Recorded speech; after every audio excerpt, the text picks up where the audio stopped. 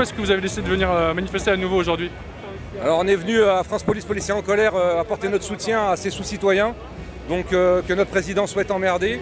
Moi je suis policier depuis 23 ans, ça fait 23 ans que j'essaie d'emmerder les délinquants, j'essaie d'emmerder les voyous, mais finalement il y a plus de panache dans ce gouvernement à emmerder des gens qui n'ont commis aucune infraction.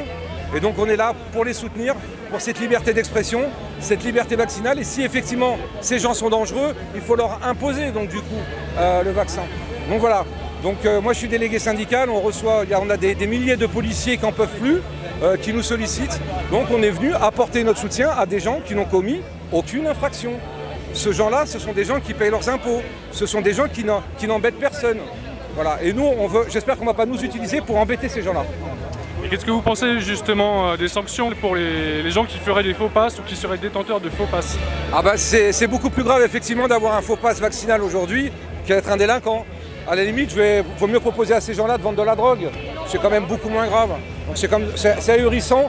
Bon après voilà, on essaye de faire du mal à 5-6 millions de personnes. Je comprends pas, je trouve ça ahurissant, vraiment ahurissant. Donc moi je travaille dans la police, pas dans la justice. Si on doit interpeller des gens qui ont des faux passes vaccinaux, j'espère que la justice sera aussi clémente qu'avec les voyous, avec ceux qui tapent sur les policiers. Vers quel type de société on se dirige? Est-ce que ça vous inquiète ou pas? Énormément. Regardez, moi je suis délégué syndical, mon travail c'est de dire quand je ne suis pas d'accord avec le gouvernement. Aujourd'hui je suis convoqué à l'IGPN parce que je fais les anti-flics d'or, parce que je suis contre le pass vaccinal. Donc c'est-à-dire j'ai l'impression qu'on perd de plus en plus de liberté. Vous savez qu'aujourd'hui ils ont été tapés dans mon dossier médical pour essayer de me nuire. C'est-à-dire que Place Beauvau a donné aux journalistes du Parisien mon dossier médical. Voilà ce qui se passe aujourd'hui. Donc oui, on perd de nos libertés.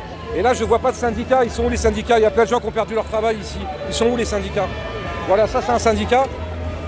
Et on fait notre boulot tout simplement. Quelles actions allez-vous mener dans les prochaines semaines justement? Nous, on a trop de boulot, c'est-à-dire qu'on a plein de policiers qui nous rejoignent, qu'on en marque, qu'on leur demande d'aller contrôler des passes, alors que juste derrière la rue, il y a des mecs qui dealent et qui foutent la merde. Voilà. Donc effectivement, mais on est surbooké, on a des gens qui nous rejoignent de partout, on est content, mais là c'est dans ce genre de circonstances qui est malheureux. Si vous avez un message à faire passer à M. Darmanin, ministre de l'Intérieur peut-être? Écoutez, M. Darmanin, il a accepté d'avoir Dupond-Moretti de travailler avec lui. Donc deux personnes qui n'ont pas les mêmes conceptions, qui travaillent ensemble, moi je ne comprends pas. Donc M. Darmanin, effectivement, il fait beaucoup de bruit, il nous commande des voitures toutes neuves. C'est juste normal. Un policier qui est dans une voiture normale, dans une voiture neuve, c'est normal. Il n'y a rien d'extraordinaire, M. Darmanin. Voilà, tout simplement. Merci beaucoup, Bruno Attal. Merci.